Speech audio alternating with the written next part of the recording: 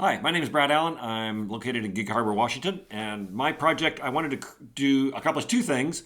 I wanted to create using what I learned in CS50 on Flask to do a much nicer FastAPI service framework than I had had before. And this is for a project I'm doing that's starting on Monday for a company.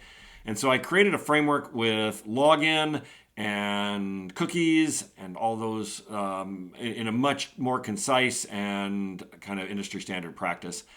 I wanted also to had another goal. I wanted to set up a page that would give me the tides with a nice graphic showing me the tides, and I wanted to set that up running on a Raspberry Pi with DuckDNS accessing it. Something I haven't done. Turns out that was a lot of work as well. It took me a couple weeks to do this project. So let's go ahead and take a look at what I've got here. This is running from my Raspberry Pi.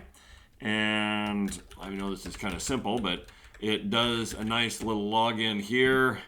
And it gets me to this page. Now, this was probably about half my work was setting up this framework. Some of the things this framework has is I put in a whole set of actual exception handlers, which I'd never had before, made those work, tested those out, and put in some more advanced security features.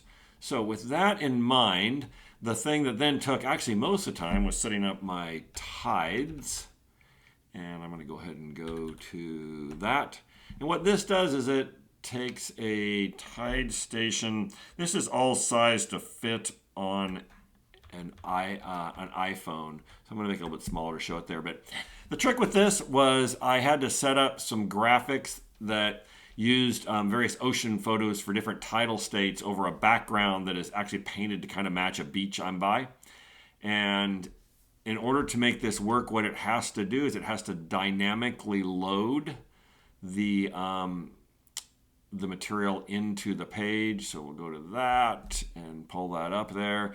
You can see I use Jinja templates not only to deliver the actual information, but I also did it to do the styling. This took quite a bit of work and try to get this all set up so this worked smoothly and could place this text where the next high or low was, and also it's dynamic so that it's black text down here, and then this text sets right exactly at the tide and showing the tide right now.